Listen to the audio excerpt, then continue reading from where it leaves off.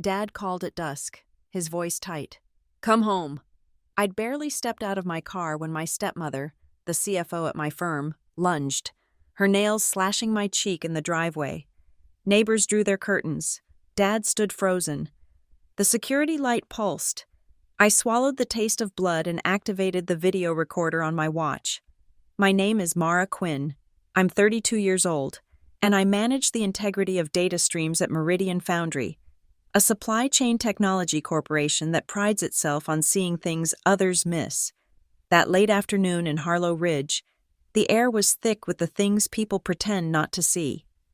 A recent shower had left the flagstone driveway gleaming like polished slate, the dampness pulling the scent of gasoline from a leaky lawnmower and the sharp, green perfume of freshly cut grass into a suffocating suburban potpourri. It was the smell of my childhood, a scent I had worked hard to leave behind. Dad's call had been clipped, the words strained through a filter of anxiety I knew all too well. "Come home, Mara." Not, "Can you come over?" or "I'd like to see you." Just the command, weighted with an unspoken urgency that was his native tongue. I came. I always came. I had just pulled my keys from the ignition when the front door opened. It wasn't Dad. It was Celeste Rowan, my stepmother, the chief financial officer of Meridian Foundry, and the architect of my father's new, curated life. She stood silhouetted against the warm interior light, a predator perfectly camouflaged in the habitat she had conquered. She wore a charcoal gray pantsuit, the kind of bespoke armor she favored for board meetings and hostile negotiations. It was flawlessly tailored, severe and elegant, a statement of untouchable authority. Her hair was a helmet of immaculate blonde, and her face, a mask of serene composure that I knew was as manufactured as the quarterly reports she massaged into compliance. She closed the door softly behind her and walked toward my car, her heels making sharp, impatient clicks on the stone. I got out, the car door closing with a solid thud that sounded unnaturally loud in the quiet air. The humidity clung to my skin. Across the street, a curtain twitched in the Winslow's front window. Surveillance was a way of life in Harlow Ridge. Celeste stopped a few feet from me. Her eyes, the color of a winter sky, scanned me from head to toe, a silent audit that found me wanting. I was in my work clothes, simple slacks and a silk blouse, the uniform of a mid-level manager, not a C-suite titan. To her, I was just another data point, an anomaly to be corrected. "This is my place," she said. Her voice was a low murmur, barely disturbing the air, yet it carried the absolute conviction of a monarch defining her territory. It wasn't a statement of fact about the house. It was a declaration of ownership over everything in her line of sight. My father, the company, this very patch of damp stone, me. Before I could process the words, her hand moved. It wasn't a wild swing born of anger, but a precise, economical strike, like a snake, fast and cold. The crack of her palm against my cheek echoed for a split second, followed by a searing heat. It wasn't the force that shocked me, but the intent, the sharp, manicured points of her nails dragged down my skin, leaving 4 distinct lines of fire. The impact sent me stumbling back, my shoulders hitting the cold, unyielding metal of the garage door. The vibration shuddered through me. I tasted copper. My gaze flew past her, searching for my father. He was there, standing by the manicured rose bushes near the porch, a ghost at his own home. He was looking down, his focus entirely consumed by the toes of his expensive leather shoes. His hands were shoved deep into his pockets, but I saw the telltale bulge of his left hand, the way his fingers would be clenching and unclenching around the thick, ostentatious gold band Celeste had picked out, the ring that had replaced the simple, worn one my mother had given him. He didn't move. He didn't speak. He didn't even flinch at the sound of the slap. His silence was an answer. It was an endorsement. My vision narrowed. The world became a series of distinct, hyper-focused details. The garage door was cold against my back, a solid wall of reality. The stinging on my cheek began to throb in time with my pulse, and just over Celeste's shoulder, mounted on the brick facade by the front door, a small, black circle with a blinking red eye. The doorbell camera. Mrs. Winslow had one just like it. Cloud storage, 30-day loop. A calculated shift, almost imperceptible. I tilted my head to the left, a movement that might look like I was recoiling from another blow, but it was a precise calibration. I angled the fresh, weeping scratches directly into the camera's line of sight. I held it there for a beat, letting the lens drink in the evidence. The pain was a physical thing, a hot bloom on my face, but a different sensation was rising to meet it, a profound and chilling calm. The emotional shockwave had passed, and in its wake was a crystalline stillness. The part of me that felt betrayed and hurt went quiet, and the part of me that managed data, the part that saw patterns, identified risks, and executed logical sequences, took control. My left hand, still at my side, was hidden from Celeste's view. My thumb found the small, recessed button on the side of my smartwatch, a double press. The screen remained dark, but a tiny haptic buzz against my wrist confirmed it. Audio and video recording, active. The microphone was sensitive enough to pick up a whisper from 10 feet away. Celeste, emboldened by my father's inaction and my stunned silence, stepped closer. The scent of her perfume, something expensive and sharp, like crushed ivy, filled my lungs. She leaned in, her voice dropping to a conspiratorial hiss meant only for me.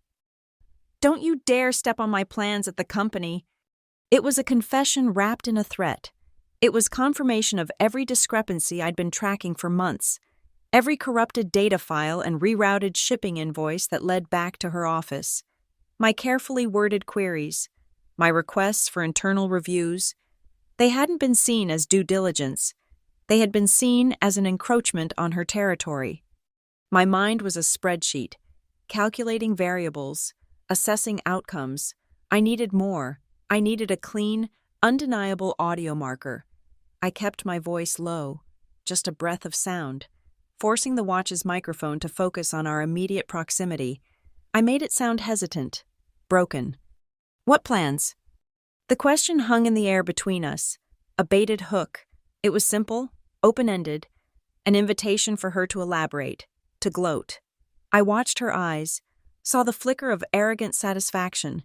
She believed she had won. She thought this physical assault had settled a corporate dispute. She thought I was just my father's daughter, a sentimental fool she could swat aside. She had no idea who I was. She didn't see the data analyst who lived in a world of pure, cold fact. She didn't see the woman who understood that the most damning evidence is always offered willingly. She didn't answer. She didn't need to. The answer was in the smug curl of her lip, but the most important response came from the man by the rose bushes. Nothing. He remained a statue, a monument to his own cowardice. His silence was the context, the corroborating testimony. In that suffocating quiet, with the neighbor's curtain still twitching and the doorbell camera's red eye blinking a steady, rhythmic pulse, I heard everything I needed to hear. Celeste had admitted motive. My father had demonstrated conspiracy through his silence, and I had it all on tape. The trap was set. The pain in my cheek was no longer a wound. It was a timestamp. Celeste married my father 2 years after my mother's final, quiet breath. The ceremony was an intimate affair at Lake Fenwick, a carefully staged production of grief gracefully overcome. I remember the string lights they'd hung in the ancient oaks, casting a golden honey-like glow that made everyone look softer, kinder, than they actually were. It was a beautiful lie, bathed in expensive light. Celeste wore a cream-colored dress that was more cocktail party than wedding gown, and my father, looking dazed and handsome in a way that hollowed out my chest, recited vows that felt like they'd been written for him by a corporate communications team. He spoke of new beginnings. I saw a hostile takeover. It was, of course, a package deal. The ink was barely dry on the marriage certificate when the internal announcement was made at Meridian Foundry. Celeste Rowan, with her formidable resume and fresh perspective, would be our new chief financial officer. My father was a co-founder of Meridian. but his was a role of passion, not power. He held a small, sentimental block of shares and was the revered ideas man from the early days. The company's heart, Celeste, it was clear, was coming for its wallet. She consolidated her position with terrifying speed, marrying the company's past by taking its founder and securing its future by seizing the financial reins. It was the most elegant and brutal corporate maneuver I had ever seen. I was already there, a ghost of the old regime. I had joined Meridian 3 years prior, hired on my own merits as a data analyst, and eventually promoted to manage a small team. I never used my father's name, preferring the quiet anonymity of being just another Quinn in a sea of employees. My domain was the company's central nervous system, the vast, flowing rivers of data that tracked every pallet, every shipping container, every transaction from our factories in Asia to our distribution centers in Ohio. I loved the purity of it. Data doesn't have an agenda. It doesn't lie for personal gain. It simply is. My job was to ensure it remained that way. 6 months into Celeste's tenure, my team flagged the first anomaly. It was small, a rounding error almost, buried in the logistics data for our Midwest freight corridors. Shipping costs were trending up, but efficiencies, according to the same dataset, were also supposedly increasing. The two metrics were inversely correlated. They couldn't both be true. It was like watching a car's speedometer and odometer disagree. One of them was lying. I dug deeper. The discrepancies were subtle, masked by complex routing algorithms and spread across dozens of shell carriers. It was the kind of meticulous, layered deception that required an intimate knowledge of the system and the authority to manipulate it without oversight. While I was tracing phantom shipments to non-existent depots, Celeste was starring in a glossy feature in the Harlow Ridge Business Journal. The headline read, "The Woman Reforming Meridian's Finances." The photo accompanying it was of her in the main boardroom, laughing, a portrait of effortless power. The article was a masterpiece of public relations, painting her as a fiscal savior who was trimming the fat and optimizing cash flow. She was quoted as saying, "Every dollar should be a soldier working for the company's future." I printed the article and pinned it to the corkboard in my cubicle. It was a reminder of the public story. My job was to uncover the private one. My first quiet inquiries were met with a new, baffling form of resistance when I presented my initial findings to my father over our strained Sunday dinners, hoping for his insight as a founder. His eyes would glaze over. "Mara, you have to see the big picture," he'd say, echoing a phrase I was certain came directly from Celeste. "We're a family now, and at the company, we need to act like one. Family unity is paramount." My questions about financial incongruities were reframed as a lack of team spirit, a personal failing. He was asking me to stop looking, not because the data was sound, but because looking was an act of disloyalty to his new wife. So I stopped asking him and started digging on my own time. After hours, when the office was a tomb of humming servers and the only light was the glow of my monitors, I found the emails, or rather, the ghosts of them, a series of sequentially deleted messages between the finance department and a third-party logistics firm I'd never heard of. They were gone, but their digital footprints remained in the server logs, a trail of breadcrumbs someone had tried to sweep away. That's when I checked the data warehouse access logs. On a Tuesday night, at 2:17 a.m., a user with high-level administrative privileges had logged in and adjusted the permissions on the very data sets I had been flagging. The user ID was temporary, created and deleted within the same hour, but it originated from an IP address hardwired to the CFO's office. The pattern became clearer, the two stories diverging more sharply. On the company-wide dashboards, Celeste's reforms looked brilliant, but in the raw data, I saw the truth. While the finance department's bonus pool had inexplicably tripled in the last quarter, benefit packages and overtime for the warehouse workers on the factory floor were being systematically slashed. Celeste was the hero in the boardroom, but she was a villain in the break room. The soldiers she was sending to work for the company's future were funded by gutting the present for its most vulnerable employees. She was stealing from the poor and giving to the rich, and calling it fiscal responsibility. The war for the company's soul had a domestic front, too. In the house I grew up in, Celeste began a campaign of quiet erasure. New family photos appeared on the mantelpiece over the fireplace. Celeste and my father at the lake, the three of us at a charity gala, my smile a tight, painful rictus, Celeste laughing with her own distant relatives. One by one, the old photos vanished. The last one to go was my favorite, a picture of my mother and me on the porch swing, her head thrown back in laughter. I found it a week later at the back of the hall closet, tucked inside a dusty shoebox. When I confronted Celeste, she smiled that serene, placid smile. "Just tidying up, dear," she said, making room for the now. Her warnings became more direct. One evening, as I was rinsing my dinner plate in the kitchen, she came and stood beside me, ostensibly to admire the garden through the window. "You know, Mara," she began, her tone light and conversational, "good daughters don't make a mess." She didn't look at me, but I knew the words were a sniper's bullet. She had raised her voice just enough for my father, reading the paper in the next room, to hear. It was a perfectly calibrated threat, linking my professional diligence to my role as a daughter, framing my investigation as a domestic disturbance. Don't air our dirty laundry. Don't disrupt the peace. That was the night I started the notebook. Not a digital file that could be hacked or deleted, but a simple, old-fashioned, leather-bound journal. On the first page, I wrote the date. I wrote down the names of the shell carriers. I logged the 2:17 a.m. access time. I detailed the bonus payouts versus the benefit cuts. And at the bottom of the page, I wrote one more thing. I described the scent of her perfume. That sharp, cloying smell of crushed ivy. The scent of a liar who thought she had already won. The notebook was my ledger. It was where I would balance the books. One cold, hard fact at a time. This wasn't just about money anymore. It was about memory. She had taken my mother's place on the mantelpiece. I would make damn sure she couldn't erase her from the company my father had built and my mother had supported. This was my place, too, and I was ready to make a mess. With my notebook filling up, I moved from observation to action. It was time to see how the system would react to a formal inquiry, to document the official response.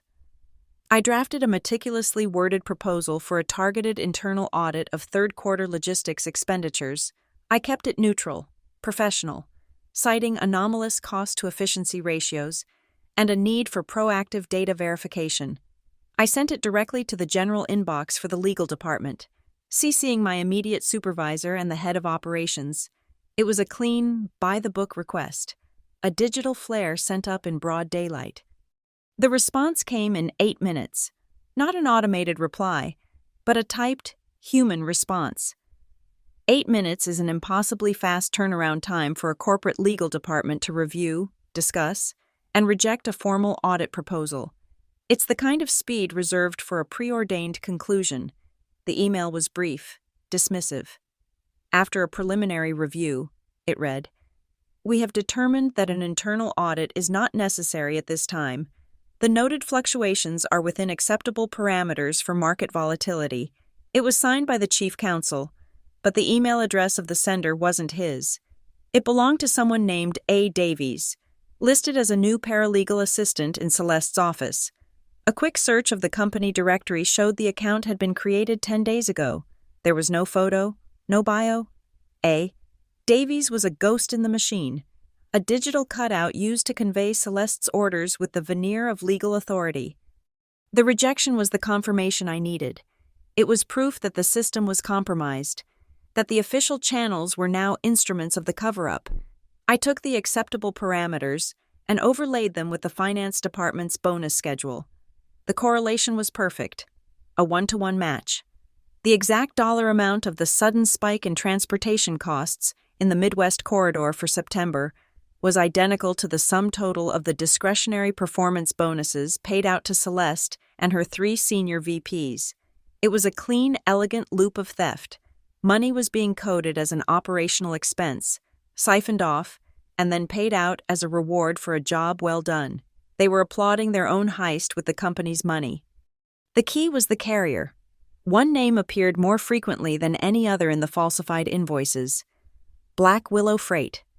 The invoices were professionally designed, but the address listed for their main depot was a post office box.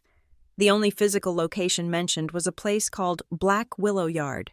I ran the name through every public database I could access: county tax records, state business filings, even satellite land surveys. It didn't exist. There was no registered commercial property under that name.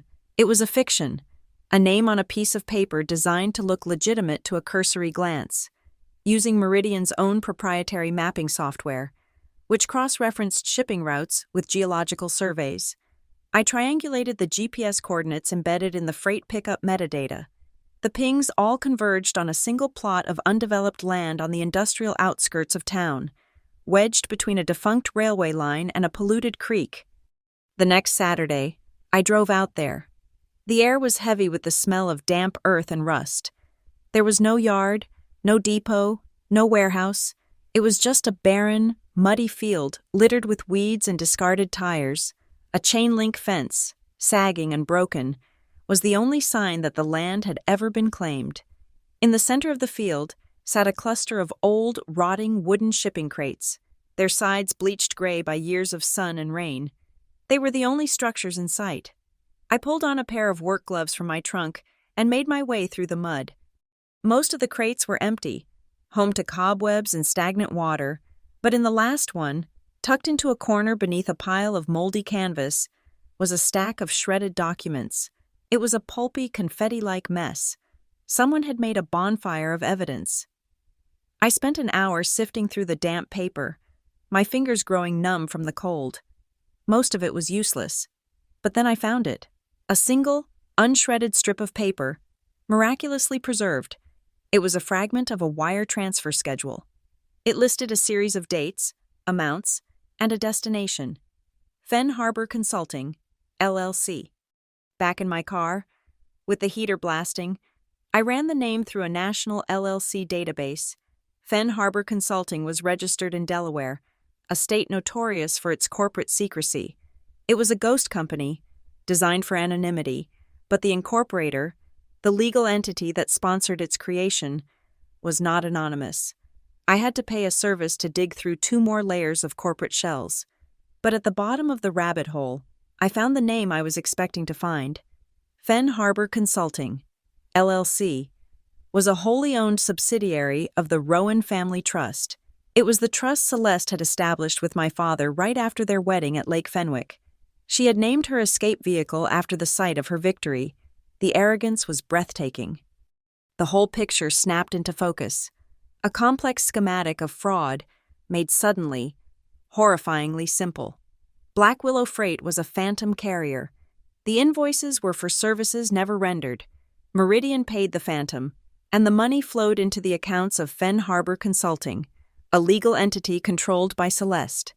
She was using sophisticated routing algorithms, the very technology Meridian prided itself on, to create digital noise, a storm of false data that masked the gaping hole where millions of dollars were bleeding out. It was a ghost ship operation, and she was the pirate captain, flying the company flag. I spent that night in the office, the building a silent, humming witness. I bypassed the standard user interface and accessed the server logs directly from the command line. For 6 hours, I meticulously copied everything: every access log, every deleted email fragment, every routing number associated with Black Willow, every scrap of data that traced the money from Meridian's accounts to the Rowan Family Trust. I compressed the files, encrypted them, and transferred the entire package to a micro SD card. In the morning, I took apart my car key fob, carefully pried out a small, meaningless piece of plastic, and replaced it with the memory card. It was a perfect fit. All the proof I needed was now safely nestled in my hand, indistinguishable from a simple piece of plastic and metal. I had enough to go to the authorities, enough to send Celeste to prison, to ignite a corporate scandal that would likely destroy Meridian and tarnish my father's name forever. An SEC investigation, federal charges, a media firestorm. It would be a brutal, public execution. But as I sat in my car in the pre-dawn quiet of the office parking lot, I knew that wasn't the right move. The crime wasn't just financial. It was personal. Celeste hadn't just stolen money. She had stolen my father's integrity, my mother's memory, and a piece of my own security. A quiet arrest and a plea bargain wouldn't balance the ledger. Justice, I decided, needed to be as public and as personal as the crime itself. Celeste had built her reputation on a carefully constructed stage, performing for an audience of investors and colleagues, so that's where I would deliver the final act. I wasn't going to just expose a criminal, I was going to produce a play, and I would be the director, the writer, and the star witness. The takedown wouldn't happen in a sterile courtroom. It would happen on her stage, in her company, with her audience watching. The next morning, I walked into the Meridian Foundry headquarters with a deliberate, measured pace. The wound on my cheek was an angry red, a stark contrast to my pale skin. I had cleaned it, disinfected it, but I hadn't hidden it. Instead, I'd covered the deepest part of the scratch with a single, sterile white bandage strip. It was a flag, a question mark placed directly on my face. It didn't take long. Brenda from Human Resources, a woman whose professional kindness was both genuine and mandated by company policy, intercepted me by the coffee station. Her face, usually a mask of pleasant neutrality, flickered with concern. "Mara, my goodness," she said, her voice low. "Are you all right? That looks nasty. A weekend accident?" I met her gaze directly, holding it for a beat longer than was comfortable. I didn't flinch. I let her see the truth in my eyes, even if the words were a careful shield. "Something domestic," I said. The phrase was a work of art, a perfect little vessel of implication. It was true, yet it revealed nothing and everything. It was not an accusation, but it hung in the air between us like a baited hook. I saw the gears turn behind Brenda's eyes. Domestic was an HR landmine. It wasn't a fall down the stairs or a slip on the ice. It was a word that carried the weight of locked doors and raised voices. "Oh," she said, a world of professional caution packed into that single syllable. "Well, please let me know if there's anything the company can do. We have resources." "Thank you, Brenda," I said, giving her a small, tight smile. "I'm handling it." I had planted the first seed. By lunchtime, the Whisper Network would have done its work. The bandage on my face was no longer just a bandage. It was a conversation starter, a symbol of a story Brenda was now professionally obligated to worry about. The second piece of my plan fell into my lap an hour later, a gift from the universe of corporate jargon. An email from the Public Relations Department landed in my inbox. The subject line was predictably cheerful. "Let's celebrate. Q3 highlights video." The body of the email explained that the CEO wanted a short, upbeat video to be shown at the end of the month, celebrating the company's recent successes. It was meant to be a morale booster, a slick piece of internal propaganda. They were soliciting footage and ideas. I replied immediately, volunteering my team to assemble the video. My excuse was plausible, even helpful. My data visualization team works with these kinds of internal presentations all the time. I wrote, "We have access to the performance metrics and the software to make them look great. We'd be happy to take the lead on this initiative." PR was thrilled to offload the work. I was given editorial control. For the next 2 days, I performed my role as a model employee. I collected footage of smiling teams, inserted graphics of sales charts trending upward, and laid it all over an inspiring, royalty-free instrumental track. It was the perfect picture of corporate harmony, and deep within its digital code, I planted a single, venomous frame. It took hours to find the right clip, buried in the terabytes of raw security footage from our main distribution hub. It was a grainy, indistinct shot of a truck backing into a loading bay at night, but when I zoomed in and stabilized the image, the license plate was just legible. It matched the registration of a vehicle leased to one of the shell companies that funneled money to Black Willow Freight. I took a high-resolution still of that license plate. Then, in the middle of a rapid-fire montage of factory workers and smiling executives, I inserted that image, It would be on screen for exactly zero point 0.3 seconds. Too fast to be consciously registered, but slow enough for the human eye to capture, a subliminal splinter, waiting to fester in the mind of anyone who might be looking closely. On Wednesday, I saw Celeste at lunch. She was holding court in the executive dining area, a glass-walled room that allowed employees to observe their leaders like exotic animals in a zoo. She was on her phone, laughing, her voice carrying across the atrium. She was talking to an investor.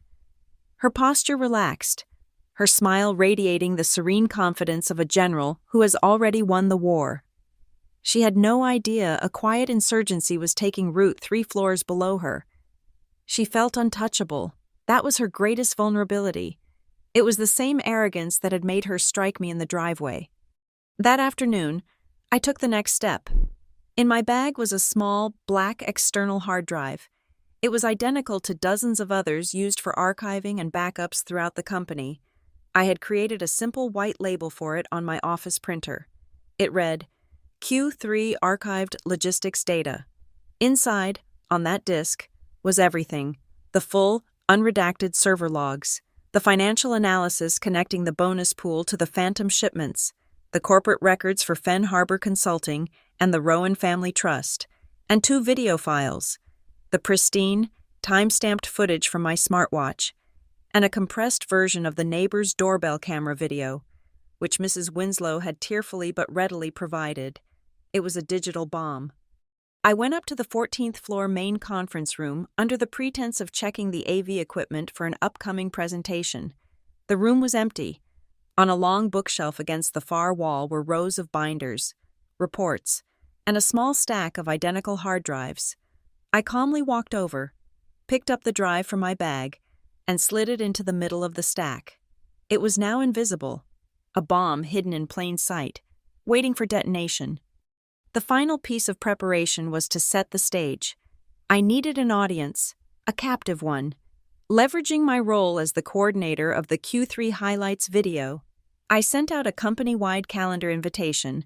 I scheduled it for Friday afternoon, a time when everyone would be winding down, ready for a distraction. The title was a masterpiece of corporate misdirection. Full Hands Meeting, Thank You Week Kickoff. It sounded mandatory, positive, and mind-numbingly boring. It guaranteed every senior manager and department head would be there, either in person or dialed in. The CEO's office confirmed his attendance within the hour. That evening, as I was packing my bag to leave, my phone buzzed. A text from my father. 4 words. Don't make this a scene. His cowardice, his desperate plea to maintain the facade, was so predictable it was almost sad. He wasn't worried about me. He was worried about the disruption to his comfortable, quiet life with Celeste. He was an accessory after the fact, and now he was trying to suppress the evidence. I typed my reply, my fingers steady on the screen. There was no anger in the words, only a cold, hard statement of a new reality. You chose silence. I'm choosing evidence. I hit send. He didn't reply. I caught my reflection in the dark glass of the office window. The bandage was gone, replaced by a bruise that had blossomed into a sickening palette of yellow and pale green, with a faint purple outline. It was ugly, undeniable, but it was also a timer. It was fading, but not fast enough. It would still be there on Friday. Faint, perhaps, but just visible enough for a high-definition camera to capture. It was the last prop I needed. Everything was in place. The stage was set.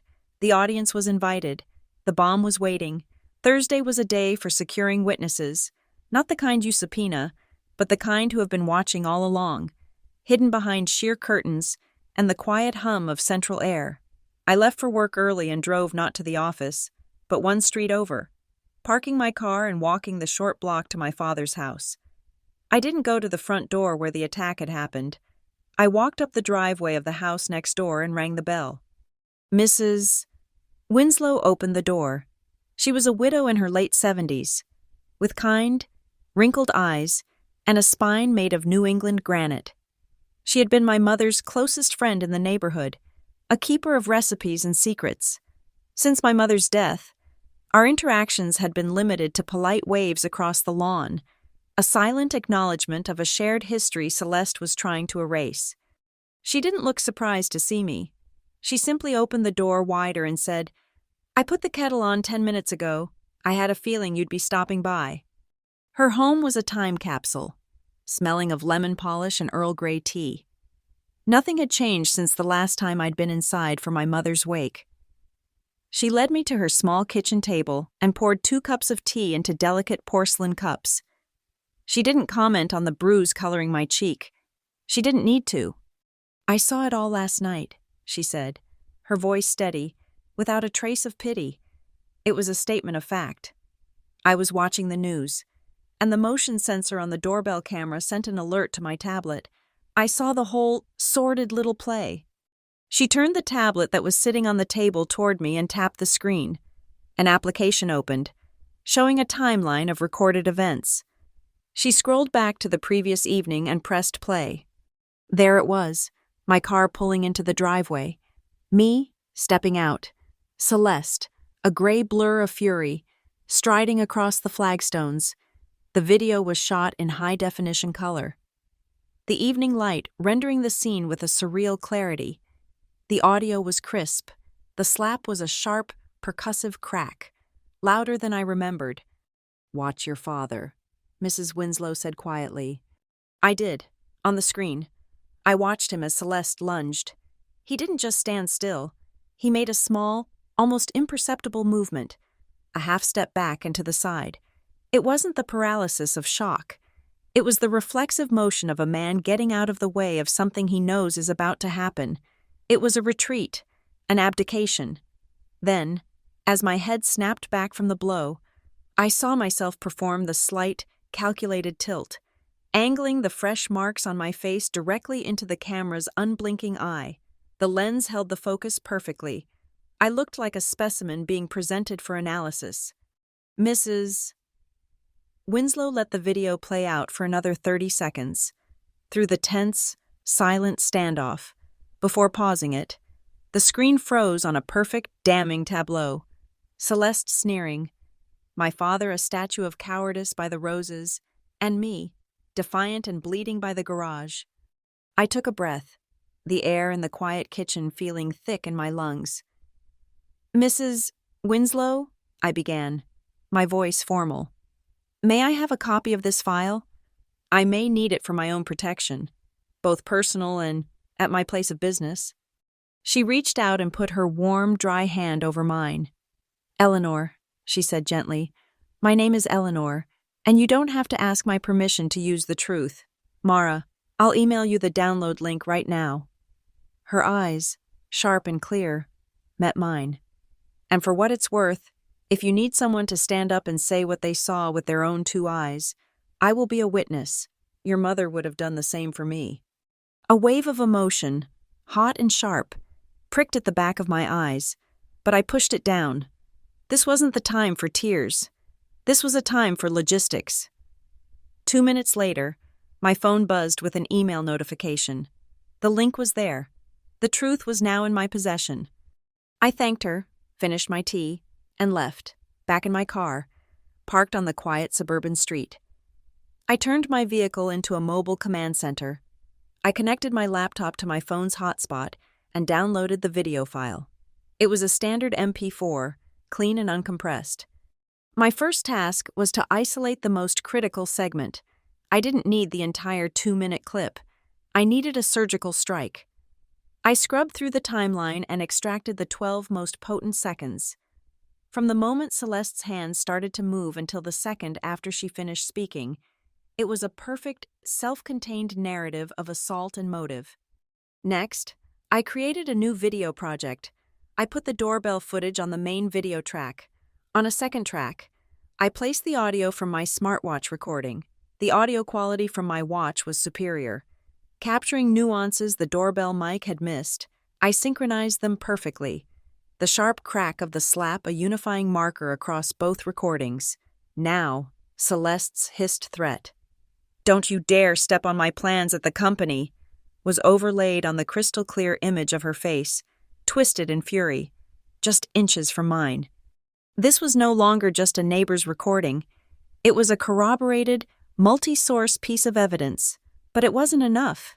In a corporate or legal battle, the integrity of digital evidence is everything. Anyone could claim the file was altered, the timestamp faked. So, I took the final, critical step. I ran the finished 12-second video file through a cryptographic hashing algorithm, generating a unique SAA256 hash. It's a digital fingerprint, an alphanumeric string so complex and unique that if even a single pixel in the video were changed, the hash would be completely different. I copied this fingerprint. Then, I created a watermark in the bottom right corner of the video in a small, unobtrusive font. I embedded 3 lines of text. The first line was the SHA256 hash. The second was the system time of the file's creation, pulled directly from the network time protocol server, accurate to the millisecond. The third line was the GPS coordinate of my current location, a digital pin dropped on the map of this quiet, suburban street. It was a fortress of data, a declaration that this file was authentic, unaltered, and its creation verifiable in time and space. I was signing my work, not as an artist, but as an analyst. I saved this final, weaponized version. Then, I created a second file. This one was audio only, the raw recording from my watch. It captured not just the main threat, but the conversation before it, the ambient sounds, my own quiet question. It was the context, the human element that the cold, detached doorbell camera missed. My last action was to secure the assets. I logged into a high-encryption email service I maintained for sensitive personal documents. I composed a new message. I attached both files, the watermarked video and the raw audio. I sent it to 2 people. Myself, creating an immediate, time-stamped, off-site backup, and a man named David Chen, a top independent employment lawyer my old mentor had once recommended. I included no text in the body of the email. The attachments would speak for themselves. The subject line was simple: Evidence, Meridian Foundry. I shut my laptop and leaned my head back against the seat. The entire process had taken less than an hour. Celeste had used her hands, a primitive instrument of violence. I had used data, a tool of precision and irrefutable logic. As I started the car, I glanced back at Mrs. Winslow's house, a small, ordinary brick house, indistinguishable from a dozen others on the street. But it was no longer just a house. It was a witness. Its unblinking eye had provided a neutral, objective voice. It had corroborated my story, not with emotion or opinion, but with pixels and timestamps. The walls of my father's house, which had long been silent accomplices to Celeste's manipulations, were no longer the only ones that could talk. The neighbor's house had just spoken, and its testimony would be devastating. Friday afternoon arrived with the slow, heavy certainty of a coming storm. The 14th floor main conference room at Meridian Foundry was a glass box in the sky, a shrine to corporate transparency.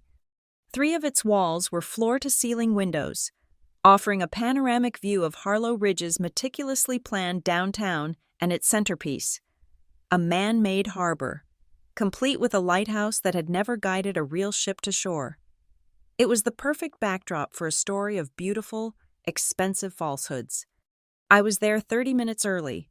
I connected my laptop to the main projector, calibrated the color balance, and ran an audio check.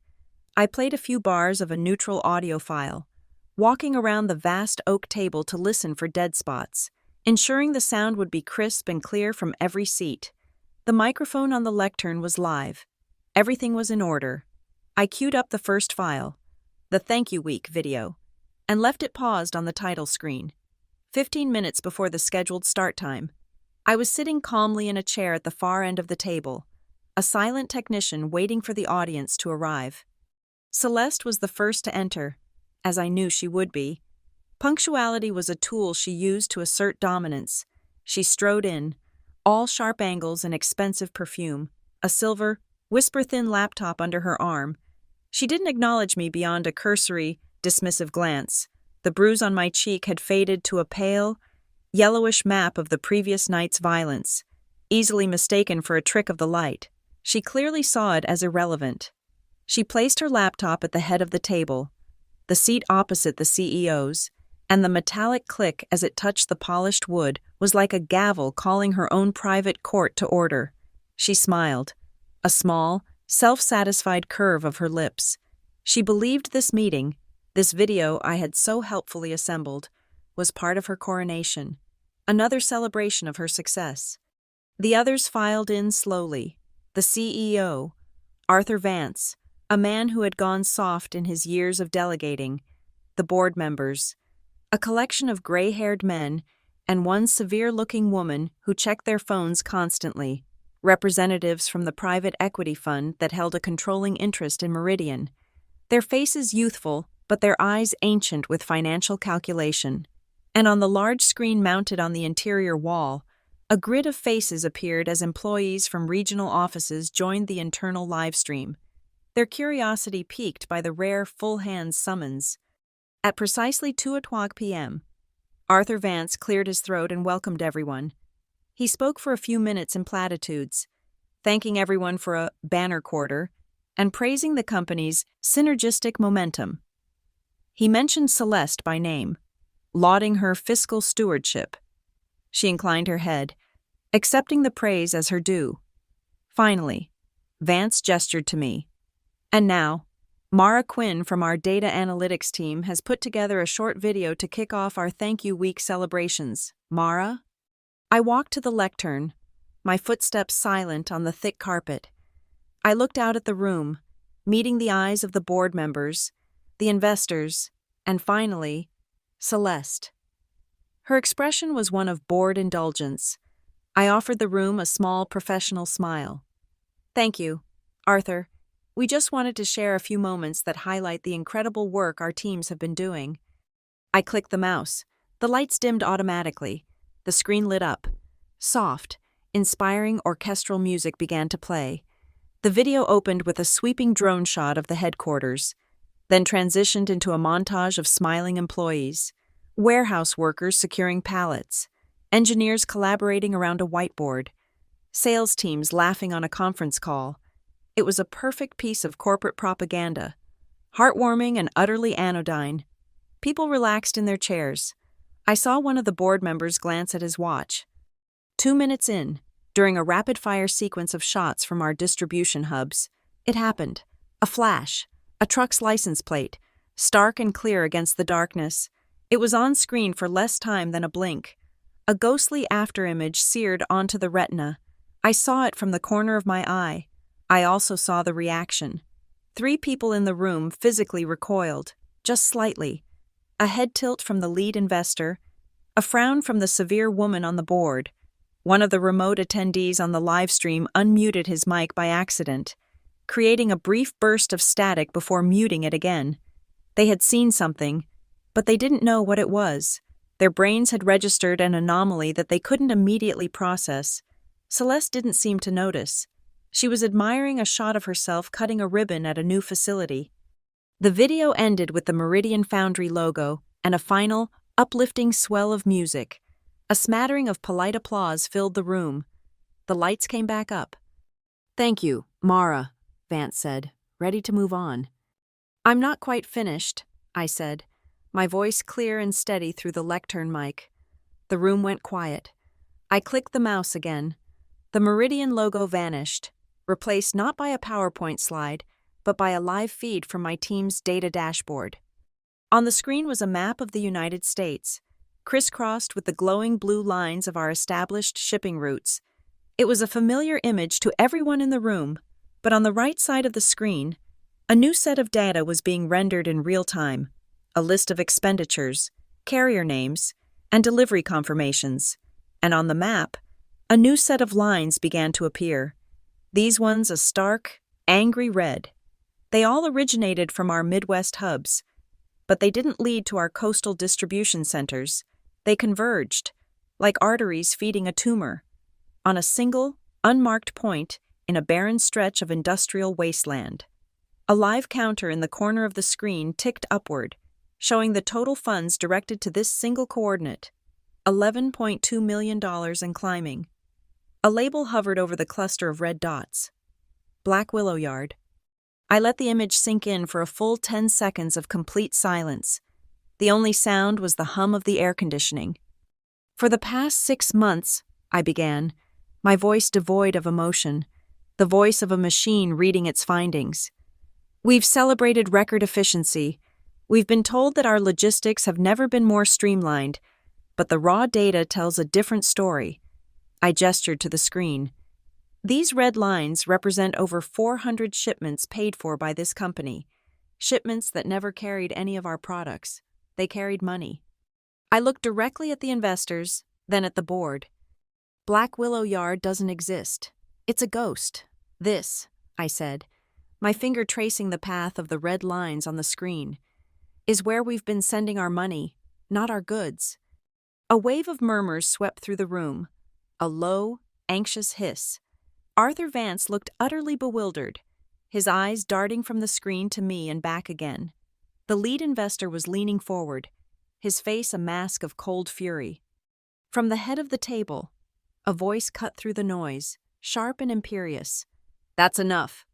It was Celeste. She was on her feet, her face pale, her eyes blazing. The mask of serene control had shattered. "This meeting is over. Ms. Quinn, you are out of line. Security." "I don't think so," I said, my voice overriding hers. I looked past her, at the faces on the screen and in the room, the jury I had assembled.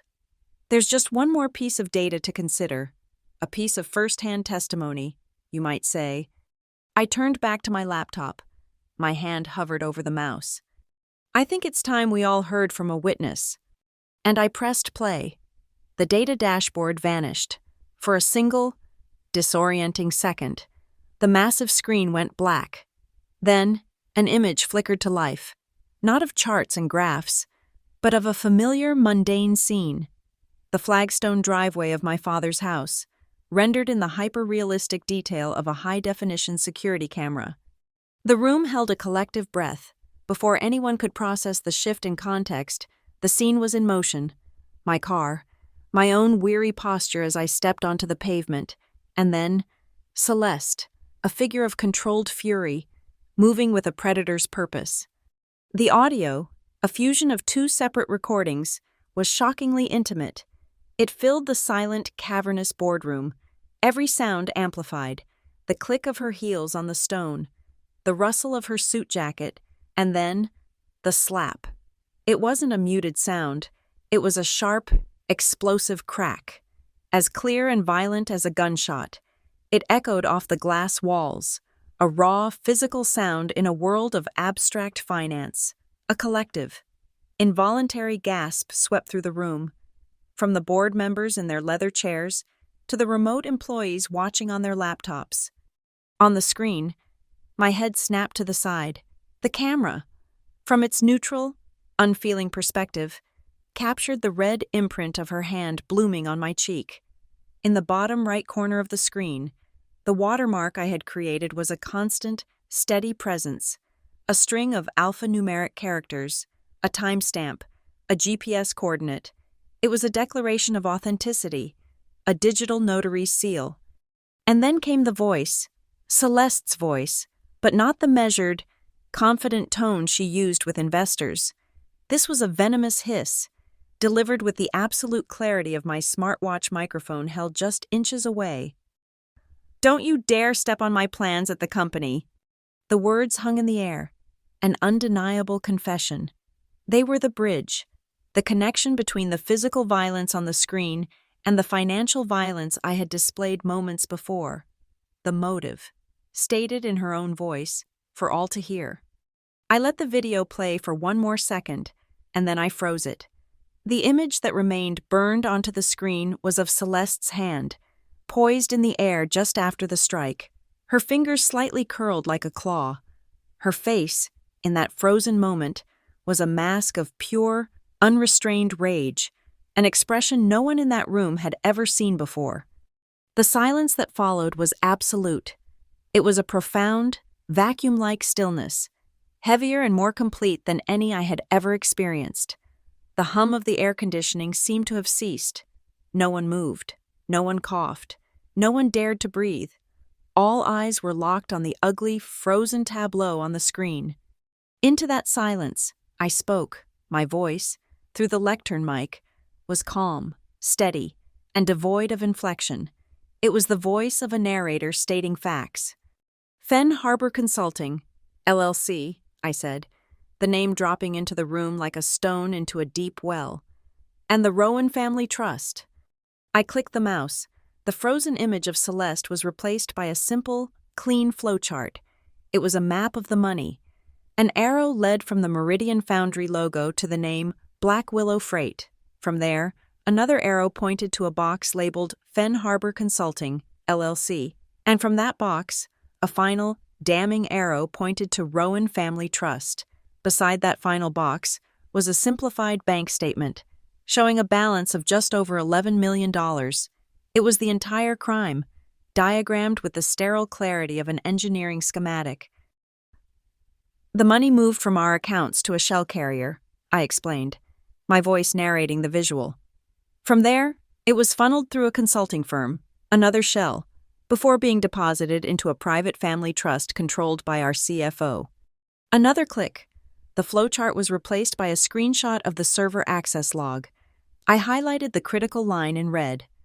This theft was concealed by altering the company's core logistics data. The alteration was made at 2:17 in the morning on September the 12th. It was made using a temporary administrative account, created and deleted within the same hour. I paused, letting them absorb the detail. The login originated from an IP address hardwired to the executive office of the CFO. The evidence was complete. The assault provided the motive. The financial records showed the means. The server logs proved the opportunity and the cover-up. It was a closed loop, perfect and irrefutable. The spell of silence was finally broken. To my right, I saw one of the investors, a sharp-faced man in his 40s, lean over and whisper urgently into the ear of the company's chief counsel. The lawyer's eyes widened. He gave a single, sharp nod. The two of them stood up, not with haste, but with a grim, deliberate purpose, and walked out of the conference room without a backward glance. Their exit was a verdict in itself. The fund was now in damage control. Celeste, who had been frozen like the image on the screen, finally moved. Her head snapped around, her eyes scanning the room, wide and frantic. She wasn't looking at the board or the CEO. She was looking for an ally, for an accomplice. She was looking for my father. But his chair, near the end of the table, was empty. He wasn't there. He had never come. In her moment of total exposure, the man whose silence had enabled her, the man for whom she had staged this entire production of a perfect life, had abandoned her. The realization washed over her face, a wave of shock, then fear, then a dawning, bottomless fury. Her armor had been stripped away, and all that was left was the raw, panicked animal underneath. Her eyes finally landed on me. The hatred in them was a physical force. If looks could kill, I would have been incinerated, but they couldn't.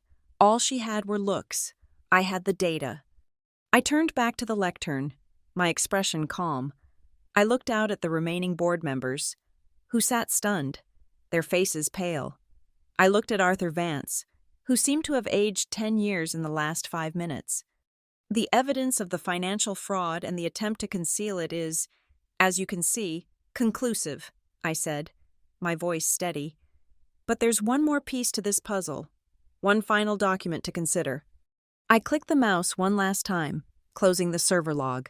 The screen went black for a moment, and then a new image appeared. It wasn't a spreadsheet or a video. It was a letter, written in a familiar, elegant cursive. It was my mother's handwriting. The harsh, pixelated evidence of the server log was replaced by something soft, organic, and deeply human. On the screen, in a high-resolution scan that captured the very texture of the paper, was a letter. It was written in my mother's elegant, familiar cursive, a script I hadn't seen in years. The ink was slightly faded, a pale blue on cream-colored stationery. The room, still reeling from the financial and physical evidence, was thrown into a state of quiet confusion. This was something they didn't understand. It didn't belong in a boardroom. It was an artifact from another world, a world of personal connection, not corporate malfeasance.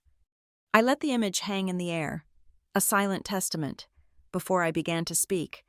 My voice was different now. The cold, analytical tone was gone, replaced by something softer, imbued with a lifetime of memory. Before she was my mother, I began, she was Eleanor Quinn, one of the sharpest accountants in the state. She believed in the integrity of numbers. She taught me that a ledger is more than a record of debits and credits. She said it was a story, a moral document. I clicked the mouse, and a second document appeared beside the letter. It was a page from one of her old, cloth-bound ledgers. In the neat, precise columns, she had not written numbers, but rules, her own personal code of ethics. Rule 1. The balance sheet must balance with your conscience. Rule 7. Every dollar has a source and a destination. Your job is to honor the journey. Rule 12. Never cook the books. The truth has a way of burning down the kitchen. She taught me that every number has a human being behind it, I continued, my eyes scanning the faces of the board members. The numbers Celeste manipulated weren't abstract figures. They were the overtime pay for the workers in our Ohio warehouse. They were the healthcare benefits for the families of our factory employees. They were the trust and the livelihood of the thousands of people who make this company run. My mother believed that to falsify a number was to steal a piece of someone's story. I paused, then read the first line of the letter on the screen aloud. My voice was clear, but it carried the weight of a daughter speaking her mother's words. My dearest Mara, if you are reading this in a professional capacity, it means you have chosen to do the right thing, even though it was the hard thing. I am prouder of you than you can ever know. A heavy, emotional silence settled over the room. This was no longer just about corporate fraud. I had reframed it as a question of legacy, of character. I had brought the ghost of the company's ethical past into the room to judge its present. Celeste, who had been watching with a look of utter disbelief, finally found her voice. "This is absurd," she spat, her voice ragged. "A sentimental, irrelevant piece of paper. It has no bearing on anything. This is a business, not a therapy session." "You're right," I said, turning to face her, my voice turning sharp again, the warmth receding, replaced by the cold precision of a surgeon. "It is a business, and in business, we must talk about assets, ownership, and control." I clicked the mouse again. The letter and the ledger vanished, replaced by a legal document, a scanned copy of my father's original stock certificate from the founding of Meridian Foundry. Beside it was a second document, a complex trust agreement. I highlighted a single, critical clause. "My father is a co-founder of this company," I stated. "His shares, while a minority, carry significant weight from his founding status. Several years ago, understanding his own health and the pressures of his life, he placed those shares in a special kind of trust." I let the words sink in. A voting trust, the terms are very specific. In the event of his temporary incapacitation, be it medical, mental, or emotional, the full and unrestricted voting rights of his entire share block are to be transferred immediately to a designated trustee. I highlighted the name of the trustee. It was my name, Mara Quinn. The air in the room crackled. The investors, the board members, they understood immediately. This wasn't about sentiment anymore. This was about power. "Incapacitation?" the severe woman on the board asked, her voice cutting through the tension. "What constitutes incapacitation? And where is your father? Where is Robert?" The question hung in the air, a challenge and a demand. Celeste's head whipped toward the door, a flicker of hope in her eyes. She still believed he would come, that he would deny it all, that he would choose her. As if on cue, the large oak door to the conference room swung open. It wasn't a dramatic entrance. My father walked in slowly, looking older and more fragile than I had ever seen him. His shoulders were slumped. His face was etched with a profound weariness. In his hand, he wasn't carrying a briefcase or a statement. He was carrying a thin medical file. He walked to the side of the room, not taking a seat at the table, but standing as a witness to his own life. He didn't look at Celeste. He looked at me, and for the first time in 2 years, I saw the father I remembered in his eyes, a flicker of the man he was before the grief and the guilt had been manipulated into a weapon against him. "I have been silent for too long," he said, his voice quiet but carrying to every corner of the room. It was a confession, an apology, and a declaration, all in one. He opened the file. "For the past 18 months, I have been under a physician's care for severe clinical depression and anxiety," he stated, reading the words as if they belonged to someone else. He held up a second page. "This is a list of the medications I have been prescribed.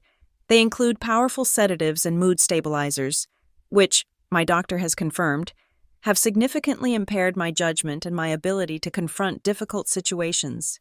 He looked up, his gaze sweeping across the stunned faces. "I have not been myself. I have been incapacitated." He closed the file. It was a final, devastating blow to Celeste. He had not only failed to defend her, he had formally declared himself unfit, providing the legal and medical justification for the trust's activation. Another man, who had been standing discreetly in the hallway, stepped into the room. He was dressed in a simple suit and carried a briefcase. "I am a licensed notary public," he announced to the room. He opened his briefcase on a side table, produced a document, and an ink pen. My father walked to the table, his steps now steady, resolute. He took the pen. "By signing this document," he said, his voice gaining strength, "I am formally activating the terms of the voting trust, effective immediately." He signed his name with a firm, steady hand. The notary stamped the page, signed his own name, and embossed the paper with a seal. It was done. The power had shifted. I turned back to the lectern. I was no longer just Mara Quinn, the data manager. I was now a voice for a significant block of the company's founding shares. "I am exercising my right as trustee to call an emergency resolution," I announced, my voice ringing with a new authority. "I propose an immediate, 3-point course of action. 1. Celeste Rowan is to be suspended from her duties as Chief Financial Officer, effective immediately, pending a full independent investigation. 2. A third-party forensic accounting firm, to be selected by the board, will be hired to conduct that investigation. And 3. All relevant data, servers, and financial records are to be immediately preserved and secured, with access restricted to the investigators." I looked at Arthur Vance, the CEO, whose face was a mixture of shock and dawning relief. The problem had been identified, and a solution had been offered. He stared at me for a long moment, then at the irrefutable evidence, then at the newly signed legal document. He nodded, his decision made. "We'll vote," he said, his voice firm. "We'll vote right now." There was no discussion, no debate. My 3-point resolution hung in the air, a formal indictment that allowed for no rebuttal. Arthur Vance, the CEO, looked to the company's chief counsel, who had just returned to the room, his face grim. The lawyer gave a single, almost imperceptible nod. The decision had already been made outside the room, in the cold calculus of liability and damage control. The vote was a formality, a ritual to sanctify the execution. Arthur cleared his throat. "A ballot will be displayed on the screen," he announced, his voice sounding hollow in the tense silence. "Please cast your vote on the resolution as presented." On the main screen, the image of my mother's letter was replaced by a sterile corporate ballot. The 3 points of my resolution were listed in a stark, sans-serif font, beside each name on the board of directors, and a single line for the newly activated Quinn Family Trust. A box appeared, divided into 2 sections, yes and no. For a long moment, nothing happened. The screen was a static, silent judgment waiting to be rendered. Then, the first box filled. A bright, clinical green illuminated the word yes next to the name of the severe-looking woman on the board. A second later, another box lit up.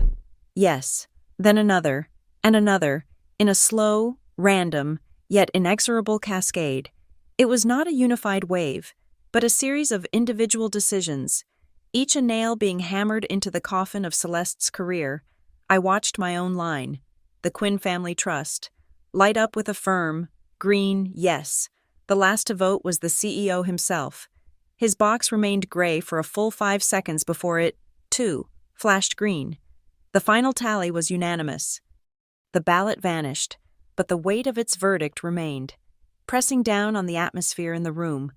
The lawyer for the private equity fund, the man who had left the room moments before, stood up. He was the voice of the money, and in the end, that was the only voice that truly mattered. By the unanimous vote of the board of directors and all present voting shares, he declared, his tone cold and procedural, as if reading the terms of a merger. Celeste Rowan is hereby suspended from all duties and responsibilities as Chief Financial Officer of Meridian Foundry, effective immediately. Her access to all company property, accounts, and digital assets is revoked. She will be escorted from the premises and will await the findings of a full, independent, forensic investigation. He didn't look at Celeste as he spoke. He was addressing the room, the official record. She was no longer a person. She was a liability to be contained. As if summoned by his words, the main conference room door opened.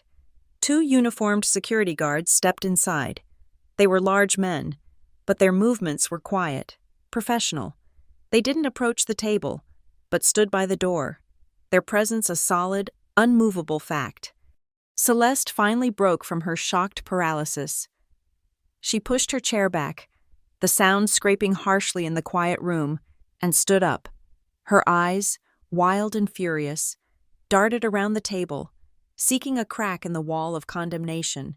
A single dissenting glance. She found none. All that met her was a collection of stony, averted faces. "You will all regret this," she seethed, her voice a low, trembling wire of rage. "This is a lie, a fabrication by a jealous, vindictive—" I didn't let her finish. I picked up a plain manila envelope from the lectern and walked toward her. I stopped a few feet away, creating a clear, unbreachable space between us. I held out the envelope. "This is for you," I said, my voice even.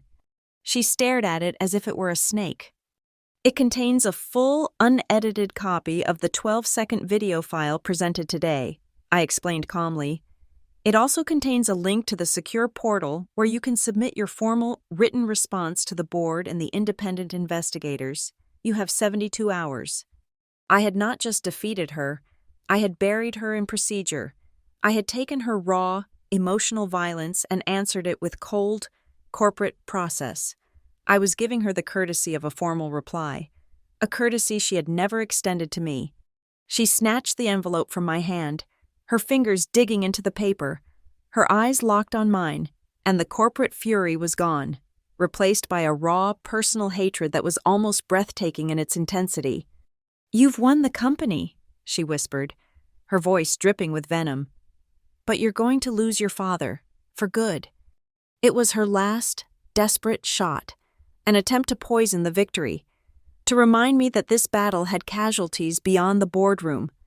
Before I could even respond, a voice spoke from the side of the room, a voice that was quiet, but resonated with a newfound strength. "No." My father stepped forward, moving to stand slightly in front of me, a shield I hadn't had in years. He looked directly at Celeste, his face etched not with anger, but with a profound, weary sadness. "I almost lost my daughter," he said, the words a final, heartbreaking admission of his own failure.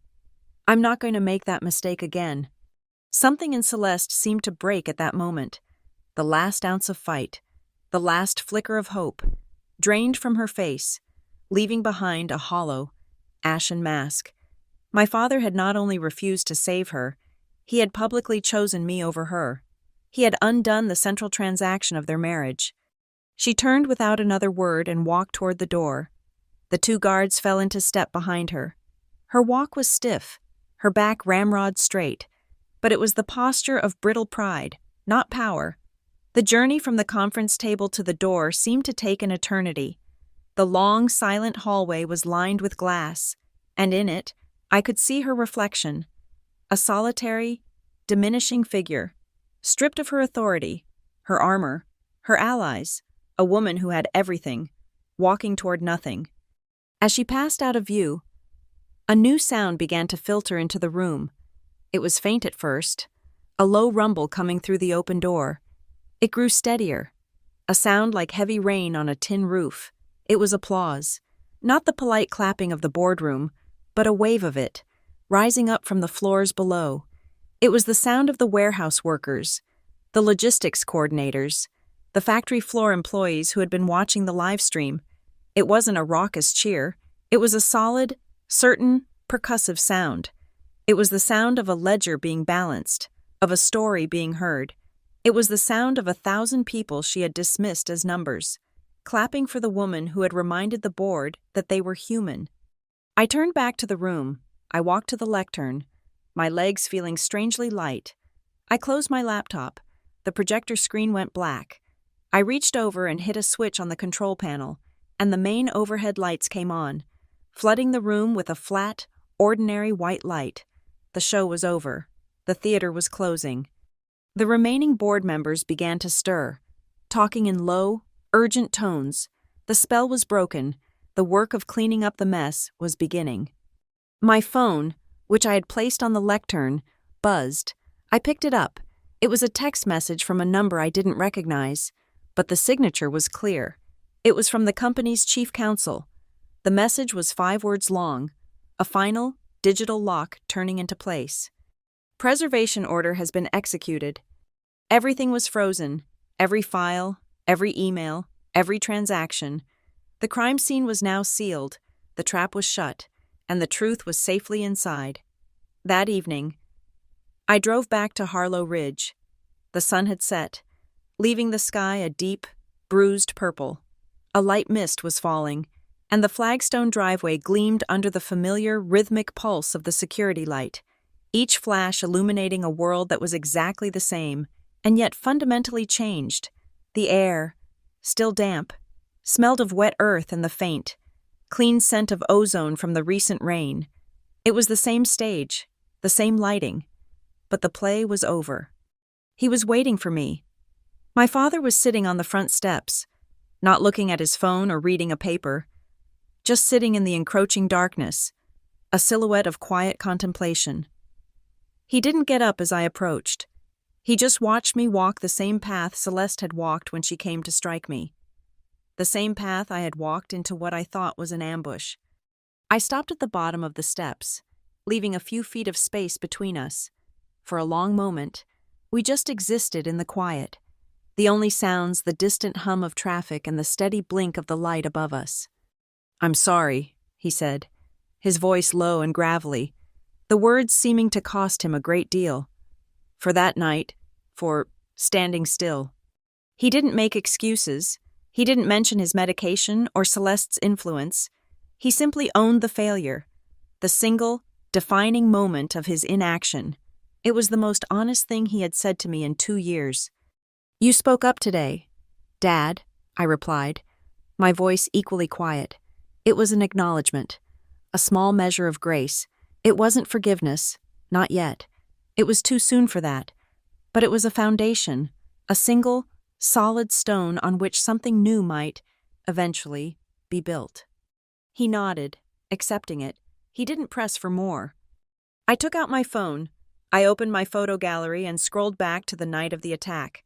I had taken a picture in my car after I'd driven away, a clinical, harshly lit photo of the raw red scratches on my cheek. I had looked at it every morning, a reminder of the debt that needed to be paid, the evidence, the motive, my fuel. I looked at the image one last time, at the face of a woman who had been cornered, and then I pressed delete. A small confirmation box appeared. Delete this photo? I pressed yes. The image vanished. It was gone from my personal record. The official, watermarked, legally sealed version was already in the hands of the lawyers. The wound was no longer mine to carry. It now belonged to the official record, a piece of evidence in a case file. As if on cue, the phone vibrated in my hand. A new text message. The name on the screen was Celeste.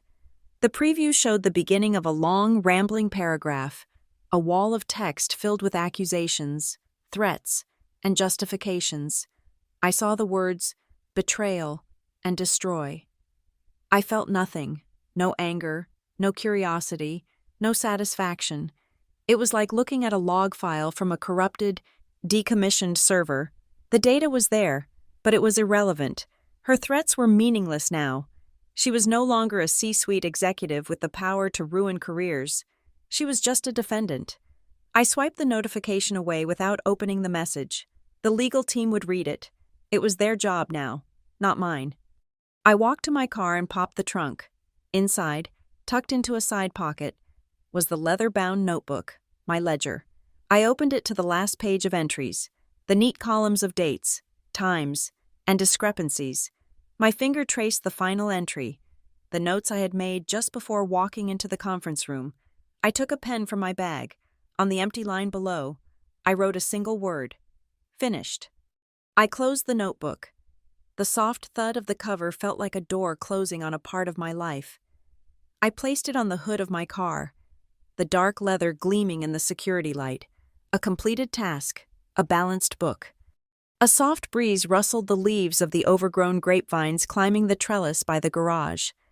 Across the street, a light was on in Mrs. Winslow's living room as I watched. Her silhouette appeared in the window. She saw me, and she raised a hand, a simple, quiet gesture of solidarity. I raised mine in return. A silent acknowledgement between allies. There were no news vans lining the curb, no reporters clamoring for a statement. The story of Meridian Foundry's internal coup would break, eventually, but in a controlled, sterile press release written by lawyers. The real victory wasn't in the headlines. It was here, in the quiet suburban street, in the silent wave from a neighbor who had chosen to see the truth. It was in the stillness of the driveway where it had all begun. I turned my gaze to the front door, to the small, dark eye of the doorbell camera, the silent, impartial witness. It had recorded the violence without judgment. It had held the truth in its digital memory, waiting for someone to ask the right question in its unblinking lens. I saw a reflection of the end of the story. I looked straight at it, and for the first time in a very long time, I smiled. It wasn't a wide, triumphant grin. It was a small, quiet, knowing smile of release. Separate ways, I said, the words a soft whisper to myself, absorbed by the damp night air. I got into my car and started the engine. As I pressed the button on the visor, the automatic garage door began its slow, grinding descent, closing the scene behind me with a final, definitive thud. Thank you so much for listening to this story. I'm always curious to know where you're all tuning in from, so please drop a comment below and let me know where in the world you are, and feel free to share your thoughts on the story. If this resonated with you, I'd be so grateful if you'd subscribe to the channel and like this video. And if you'd like to give it an extra boost, please consider hitting the hype button to help this story be heard by even more people.